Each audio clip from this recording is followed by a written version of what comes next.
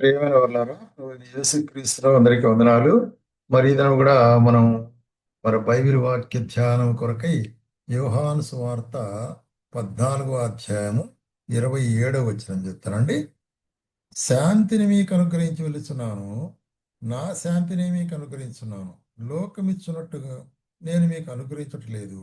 మీ హృదయమును కలవరపడనీయకుడి, విరవనీయకుడి. ప్రభు ఇక్కడ చెప్తున్నాడు శిష్యులతో, శాంతిని మీకు అనుగ్రహించి వెళ్ళుచుంటున్నాను. కాబట్టి యేసు ప్రభు మరి ఈ లోకంలో ఉన్నప్పుడు శిష్యుల మధ్యలో అనేక కార్యాలు బోధిస్తూ మరి కొన్ని విషయాలు శిష్యులకు ఒక చెప్పాలంటే మరి గిఫ్ట్స్ అంటే యేసు ప్రభు మరి బహుమానంగా కొన్ని విషయాలు ఇస్తుంటున్నాడు. వాటిల్లో మొట్టమొదటిది శాంతిని మీకు అనుగ్రహిస్తున్నాను. కాబట్టి శాంతి అనేటువంటిది it is a gift for the people of God. కాబట్టి దేవుని ప్రజలకు ఇచ్చేటువంటి మరి ఇది ఒక బహుమానము శాంతి అని. ఎందుకంటే ఈ లోకంలో శాంతి సమాధానం లేవు. ఎక్కడ చూసినప్పుడు కూడా దౌర్జన్యము, దుష్టత్వము, దుర్మార్గం ఉంటున్నదైతే యేసుక్రీస్తు ప్రభువును నమ్మిన వారికి వారి హృదయంలో ఏమి వెళ్తున్నది? సమాధానం, శాంతి అనేది ఉంటుంది. కాబట్టి యేసు ప్రభు ఇచ్చినటువంటి 7 బహుమానాలు క్లుప్తంగా మనం చూస్తాం. మొట్టమొదటిగా ఆయన శాంతిని అనుగ్రహించుంటున్నాడు. నా శాంతిని మీకు ఇచ్చున్నా అంటున్నాడు. అట్లాగే రెండవది మనం గమనించినట్లయితే మత్తయి సువార్త 11వ అధ్యాయంలో ఏమంటాడు? మత్తయి సువార్త 11వ అధ్యాయము 28వ వచనంలో మనం చూసినట్లయితే, ప్రయాసపడి భారం మోసుకొనుచున్న సమస్త జనులారా నా యుద్ధకు రండి, నేను మీకు విశ్రాంతిని కలుగజేసును. విశ్రాంతిని కలుగజేస్తాను. ఇటువంటి వారికి, ప్రయాసపడి భారం మోసుకుంటున్న వారికి. ఈ లోకంలో ప్రయాసము, శ్రమ, కష్టం పడుతూ విశ్రాంతి లేకుండా మనుషులు ఎంతో మరి ప్రయాసపడుతున్నారు. మరి అనేకులు గాలికై ప్రయాసపడినట్లు వ్యర్థముగా ప్రయాసపడుతుంటారు. అయితే ఏమంటాడు? నేను మీకు ఒక బహుమానం ఇస్తాను. ఏంటి? మరి శాంతిని మీకు అనుగ్రహిస్తాను. కాబట్టి మీకు విశ్రాంతి అనుగ్రహిస్తాను అనేటువంటి కార్యం చెప్తున్నాడు. నా ఎద్దకు వచ్చినట్లయితే విశ్రాంతి ఎవరికి? ప్రయాసపడి భారం మోసుకునే వాళ్ళకి అందరికీ విశ్రాంతి రెండవదిగా ఆయన కలుగజేస్తాడు. మూడవదిగా మనం చూసినట్లయితే అదే మత్తయి సువార్త 16వ అధ్యాయము 17, 18 వచనాల్లో మనం గమనిస్తుంటున్నాము. కూడా గమనించినట్లయితే ఇక్కడ యేసు ప్రభు ఎదుట సీమోను పేతురు ఏమంటున్నాడంటే, నీవు సజీవుడకు దేవుని కుమారుడైన క్రీస్తువు అని క్రీస్తుని గురించి చెప్పినాడు.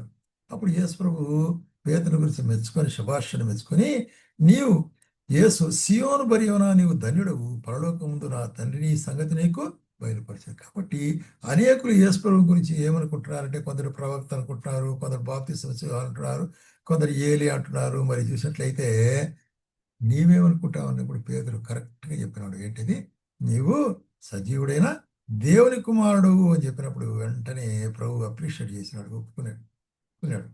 అప్పుడేమంటాడంటే, మరి నీవు పేతురు, ఈ బండ మీద నా సంగమును కట్టుదును, పాతాళలోకపు ద్వారముల దాయట నిలువయాను.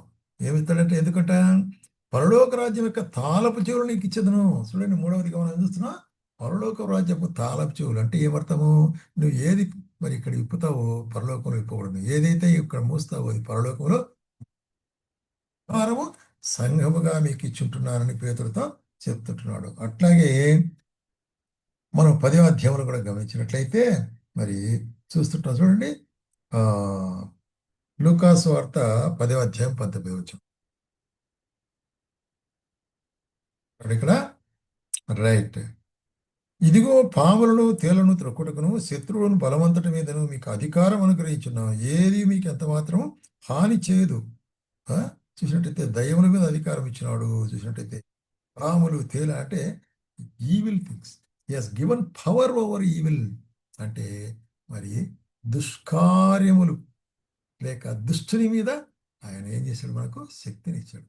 ఆయన జయించేదాని కొరకే శక్తిని ఇచ్చినాడు అనేటువంటి కాబట్టి ఆయన ప్రత్యేకంగా మనకు ప్రయోగించినట్టే ఈ యొక్క కార్యంలో దుష్టత్వమైన ఈ కార్యాల మీద అధికారం ఇచ్చిన వాడుగా ఉంటున్నాడు. అందుకొరకే యేసుక్రీస్తునామములో దయ్యములు వెళ్ళగొట్టేది విషయం అయితేనేమి, యేసుక్రీస్తునామములో మరి ఆయా కార్యం చేసే విషయంలో దేవుడు సహాయపడుతున్నాడు మనకు. అట్లాగే యోహాను సువార్త 4వ అధ్యాయం 14వ వచనంలో ఇక్కడ సమరయ స్త్రీ ఒక ఆమెతో మాట్లాడుచు ఆమె దగ్గర ఏమంటున్నాడంటే, 14వ వచనం గమనించినట్లయితే, ఈ నీళ్లు నేనిచ్చు నీళ్లు త్రాగువాడు ఎప్పుడూ దప్పికొనడు. నేను వానికిచ్చు నీళ్లు నిత్య జీవముకైన ఊరుడు, వానిలో ఊరుడు నీటి బుగ్గగా ఉండును. నిత్య జీవం కొరకైన నీళ్లు, లివింగ్ వాటర్. కాబట్టి ఆమె నీళ్లు చదువుకొని వచ్చింది. ఆమె దగ్గర యేసుప్రభు అంటాడంటే, నేనిచ్చు నీళ్ళైతే నిత్య జీవం కొరకు. అర్థం కాలేము. అప్పుడు విడమర్చి చెప్పినాడు ఆయన, ఈ బావిలో నీళ్లు తాగితే తిరిగి తిరిగి దప్పికొంటాయి. నేను ఇచ్చే నీళ్లు తాగినప్పుడు అంటే జీవజలం ఆయనకి ఇచ్చినాడు, మా స్త్రీకి ఇచ్చాడు. కాబట్టి నీకు నాకు వచ్చే గిఫ్ట్ ఏంటి? జీవజలము అనేటువంటిది. ఎందుకంటే ఆ జీవజలమైనటువంటి ఈ యొక్క వాక్యాన్ని మనం మరి తాగినప్పుడల్లా మనకి ఎంతో తృప్తి. కాబట్టి జీవజలాన్ని ఆయన మనకి ఇచ్చినాడు. అంత మాత్రం కాకుండా 6వ అధ్యాయం 51వ వచనంలో మరి జీవపు రొట్టెను మనకి ఇచ్చినాడు. ఆయన ఏమంటాడు? నా శరీరము తిని నా రక్తం త్రాగువాడు నిత్య జీవం కలిగిన వాడు అంటాడు. అంటే నా శరీరము, నా రక్తం అనేటువంటి యొక్క నిత్య జీవాన్ని గురించి ఆయన మాట్లాడే మాటలు మనం వింటున్నాం. కాబట్టి మనం ఇక్కడ గమనిస్తుంటున్నాము, నిత్య జీవం కొరకైనటువంటిది ఆయన. మరి నిత్య జీవం అంటే నిత్య జీవపు ఆహారం ఆయన మనకు ఇచ్చుంటున్నాడు. అట్లాగే 10వ అధ్యాయం 28వ వచనం చూసినట్లయితే మరి అది యోహాను సువార్త 10:28లో మనం గమనించినట్లయితే ఏమంటాడు?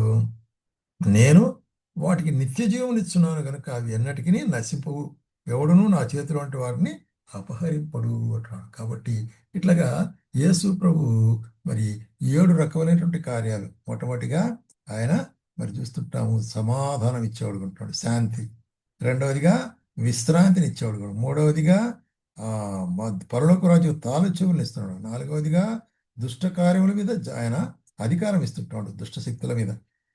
ఆయన నాలుగవదిగా అక్కడ మరి జీవజలాన్ని ఇస్తుంటున్నాడు, అట్లాగే జీవాహారం ఇస్తుంటున్నాడు, అట్లాగే నిత్య జీవాన్ని ఇస్తుంటున్నాడు. కాబట్టి ఆయన మరి సమాధానకర్త అయిన దేవుడై ఉండి ఆయన సమాధానాన్ని మనకు నిత్యము అనుగ్రహించేవాడుగా ఉంటున్నాడు అనే కార్యాన్ని మనం జ్ఞాపకం చేసుకోవాల్సి అనుకుంటున్నాం. కాబట్టి క్రీస్తు యేసు యొక్క ఈ బహుమానం మనందరికీ, ఎవరెవరైతే ఆయన విశ్వాసం ఇస్తారో వారందరికీ చెందినదిగా ఉంటుంది. కాబట్టి క్రీస్తు యేసు ఇచ్చినటువంటి యొక్క నిత్య సమాధానం అనే దాంట్లో మనం ముందుకు సాగలుటకు ప్రభు మనకు సహాయం చేయనుగాక.